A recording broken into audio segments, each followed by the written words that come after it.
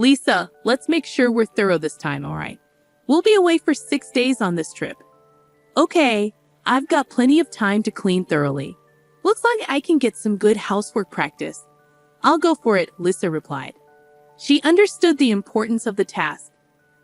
I will make sure to clean thoroughly, she promised. Several days later, confusion struck. Hey, what's going on? We can't get into the house, exclaimed Lisa's husband. I figured as much. What does that mean? He asked, perplexed. What is this, Lisa? What did you do? Explain, where are you right now? What did you do while we were on vacation? He demanded answers. Allow me to introduce myself. My name is Lisa, a 30-year-old part-time housewife. I've been married to Henry, my husband, who's 4 years older, for just under a year. You could say we're still in our newlywed phase. I had envisioned a cozy life with just the two of us. That was the plan until we got married. After deciding to tie the knot, we purchased a house and started living together. Initially, everything was going smoothly. However, we encountered a significant problem. Honey, what's for dinner tonight? Henry inquired one evening. What did we have for dinner last night? Lisa replied. We had curry last night. Since it's summertime, something light would be nice today, Henry suggested. The problem? My in-laws started living with us without our consent. We never discussed living with my husband's parents. We bought the house with the intention of it being just for us. Yet, without a word to me, my in-laws decided to make themselves at home. Initially, they only came over on weekends, but it escalated. They brought their own furniture and started acting like it was their house. It would have been nice if my husband said something, but he didn't.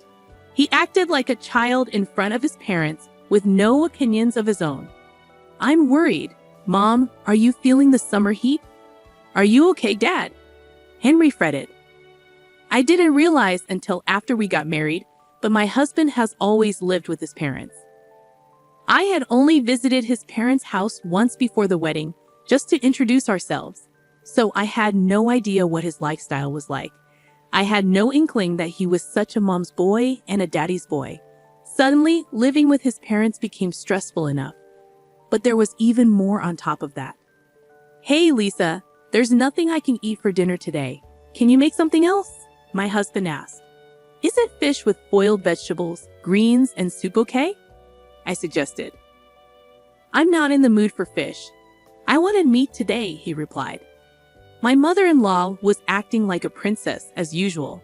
She always found something to complain about, this or that. I don't have any meat right now, she announced. Oh, is that so? Let's order delivery then, I proposed. My mother-in-law then started ordering luxurious hors d'oeuvres, not the sort of thing one would usually order on a weekday. It's fine if she wants to splurge with her own money, but... I began. Hello, I'll take one of those luxurious hors d'oeuvres. Yes, you can charge it to the usual card, my mother-in-law interrupted, revealing that she had registered my card without my permission. At first, I was shocked and asked why she would do such a thing. Because everyone will eat. I order, right? It's everyone's food expense, so it's normal for you to pay, right? She explained, brandishing her own theory. Sure enough, if my mother-in-law orders too much food, everyone has no choice but to eat it. I reluctantly eat as well, but why should it be taken for granted that I bear the entire burden? I can't seem to fathom my mother-in-law's thought process, and my father-in-law is quite a character too. As a wife supporting a family of 4, I feel compelled to prepare both meat and fish dishes. Everyone might have different preferences, right? This is exactly why modern women are often so frustrated. Oh boy, you're the biggest oh boy here, I muttered to myself, exasperated. Of course, my father-in-law doesn't reprimand my mother-in-law for her whims. On the contrary, he seems to concur with her and blames me, projecting his stereotypical views onto me. They are indeed 2 peas in a pod. I suppose they believe that modern people just can't handle even the simplest tasks. It's a real problem. Good thing we have delivery, my father-in-law remarked. That's right. There's such a variety of delivery these days. I'd rather have delivery every day than Lisa's home cooking, my mother-in-law added with a chuckle. My in-laws seem to take pleasure in poking fun at me, even though I'm the one covering their food, living expenses, and even the mortgage for this house. Why should I be the butt of their jokes? Anger bubbled up inside me. As my in-laws continued to make themselves at home, I began to feel that being at work was a preferable option. Fortunately, my work was going well, and there was talk of a promotion. When I was asked if I wanted to be a project leader, I accepted without hesitation. I figured that if I kept myself busy, the stress from home would lessen. The days when I couldn't prepare meals increased, and if my in-laws ordered delivery, it couldn't be helped. At this point, I prioritized getting away from my in-laws. As a result, my overtime and weekend work increased, but I felt a sense of fulfillment. Just when I thought I could somehow manage, something unexpected happened on a Friday night. I came home after working overtime, and the house was completely dark. It was odd that my husband and in-laws weren't there. It was too early for them to be asleep. As I entered, wondering what was going on, I found a piece of paper on the table. It read, "We're going on a trip. We'll be back on Sunday." What I hadn't expected to encounter, perhaps even more than anger, was the sight that greeted me when I stepped into the room. It was cluttered with delivery containers and empty drink bottles. It was typical for my in-laws and husband not to do housework or tidy up, but they could have at least disposed of the trash before leaving. Frustration surged within me, and despite raising my voice, there was no one there to hear me. Feeling hollow, I took it upon myself to clean up the mess. As I sighed and filled bags with trash, a sudden thought crossed my mind. Where did they get the money for this trip? A chill ran down my spine. Opening the banking app on my phone, I checked the credit card activity. The sight before me was staggering. A few $1,000s charged from a company that appeared to be a travel agency. In a panic, I tried calling my husband, but there was no answer. Suppressing the urge to hurl the phone in frustration, I resorted to checking his social media accounts. And there it was, a picturesque beach scene captioned, "Beautiful beach. It's so pretty." The people in the photo didn't look American. Could it be? Further investigation revealed they were indeed in Bali. The realization hit me like a ton of bricks. I had never imagined they would go on an international trip without informing me. Drained and overwhelmed, I couldn't help but acknowledge that my husband's income hardly covered such extravagances. The main source of income was my salary, and I had been diligently saving as much as possible. I was consumed with worry about the future, but that all changed when my in-laws arrived. The mere thought of my husband and his parents using my hard-earned money to enjoy themselves at a resort ignited an uncontrollable fury within me. All the vague stress I had been feeling began to coalesce into clear, coherent thoughts. Why? How? What were they thinking? And until when? The endless contemplation of the future spurred me into action. When my husband and in-laws returned from their trip, slightly tanned, I found myself immensely irritated. However, I chose to keep my feelings to myself. We had such a good time. Going abroad is definitely worth it, and the cost for food and accommodation was so cheap, my in-laws exclaimed. I bit my tongue, resisting the urge to question who they thought was footing the bill for their escapades. As my husband engaged in conversation with his parents, his immaturity shone through. Begging for a summer vacation trip at the age of 35, he seemed like a child. Witnessing this behavior, a wave of disgust towards him surged within me. Attempting to regain my composure, I focused on preparing dinner. As frustration simmered beneath the surface, I mechanically moved my hands. Then my mother-in-law's remark cut through the air like a knife. "Oh my, there's so much dust here," she commented, running her fingers over the leaves of a houseplant. "That's not good," muttered my father-in-law, casting me a fleeting glance. "I didn't take Lisa because she had housework to do, and you didn't clean. What kind of day off was that?" My husband took the opportunity to criticize me. Unable to hold back, I asked again, "Because if you had done your housework properly all the time, I would have taken you on the trip." I didn't invite you because I was thinking about you with all your housework. Aren't we all, me, Dad, and Mom, considerate? My husband said this with a straight face. Thanks for your thoughtfulness, I replied, suppressing my anger. My face twitched, and I turned my back, pretending to take ingredients from the refrigerator. Are you out of your mind? I shouted inwardly. I couldn't believe it. Leaving the house messy, taking a vacation with my money, and then coming back to say that. The amount of money spent on the credit card, which I checked while my husband and in-laws were traveling, made me even angrier. Did they go to a spa or a really nice restaurant? Even for Bali, where the cost for food and stay is relatively low, large payments were constantly added. How much have they spent without my consent so far? I couldn't help but think about it. 1, 10, 100,000, 10,000, I calculated in my head. Yeah, a couple $1,000s isn't impossible. And considering that they've taken over this entire house, I could estimate even higher. I was totally fed up. Once they got a taste of traveling with my money, my husband and in-laws started going on trips more frequently. My card was being used as a matter of course, but I didn't interfere. For several months, I silently observed the foolish acts of my husband and in-laws. Then one day, my mother-in-law said, "We're going to Hawaii. Could you please increase the credit card limit?" "Sure, I understand," I answered. My mother-in-law was completely looking down on me. Did she think I'm some soldier who does whatever she says? Shouldn't have I a new swimsuit? In her ridiculous age, she's flipping through a swimsuit brochure, looking excited. Well, she's going to use my money anyway. Just you wait, I cleared it. My cheerful mother-in-law was so engrossed in the brochure she didn't even notice the day my husband and in-laws left for Hawaii.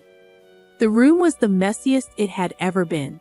My husband and in-laws were apparently heading to the airport soon, and they were busily checking their luggage. As usual, they seemed to have no intention of cleaning up the room. "Oh, Lisa, make sure you do it right this time," my mother-in-law told me. "It's a long trip this time, 6 days. Plenty of time to practice your house chores."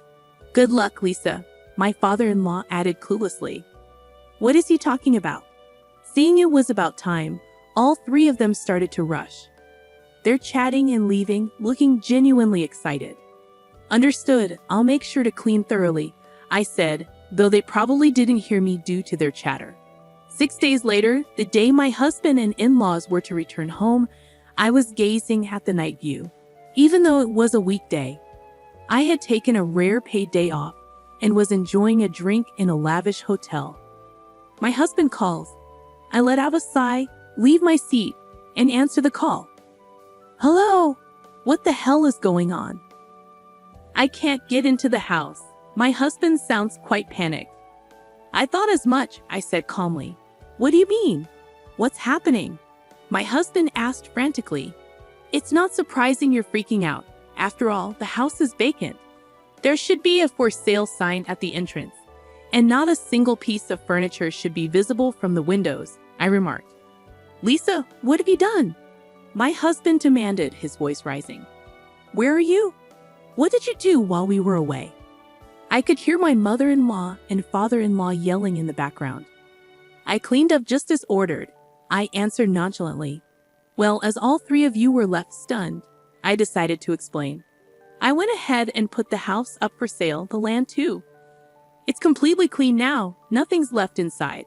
"You foolish woman," my father-in-law yelled. "What foolish thing have I done? Who's been doing foolish things, I wonder?"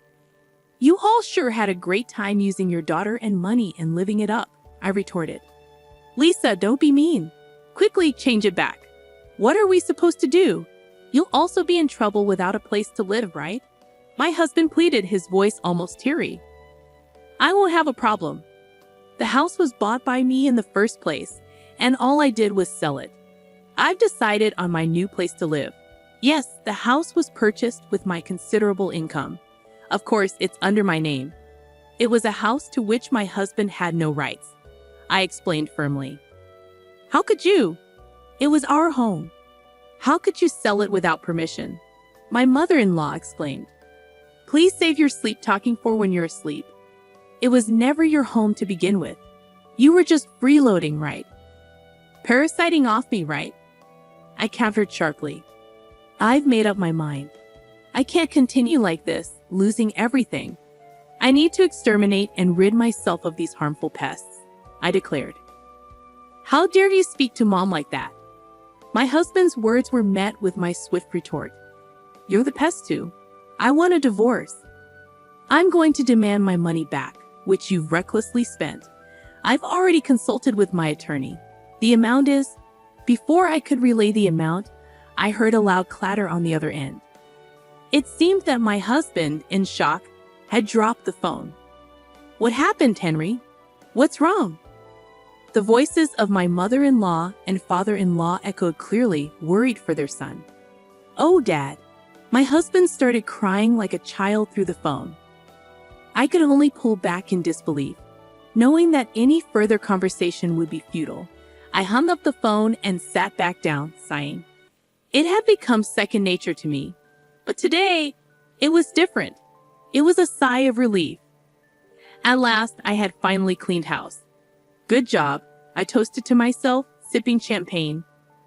My husband and in-laws seemed to have no choice but to return to their family home. Well, they had nowhere else to go, after all. During the months from my decision to divorce until I actually brought it up, I found out that their home had turned into a hoarder's paradise. When I visited to introduce myself before marriage, the place didn't seem so disheveled. They must have hired professionals to temporarily tidy it up. Their house had a long-standing reputation in the neighborhood as a hoarder's home. Perhaps a messy house suited my messy husband and in-laws more than a clean one. Though my husband was reluctant about the divorce, he quickly accepted when confronted with my attorney, sobbing as he signed the agreement to pay me back the money they spent. It's not an amount he could easily afford with his salary, but it's only fair since he was the one who created the situation, recklessly indulging in luxuries with other people's money. And so I managed to completely sever ties with my troublesome family. However, I must regret the fact that I married such a man in the first place.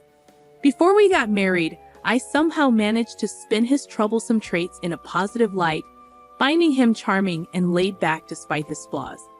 Maybe I was too desperate as I approached my 30s. While occasionally venting about this to my colleagues, I go about my daily work.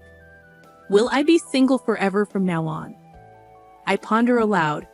You're still young. Don't say things like that. My colleagues play along with my complaints and jokes. You're right. I shouldn't give up hope. I concede. Would you consider someone younger? One of my subordinates asks. Was that a joke? Looking up, I see that their face is serious. Don't hoard unnecessary things.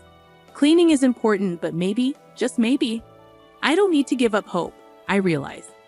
These days, I find myself pondering such things.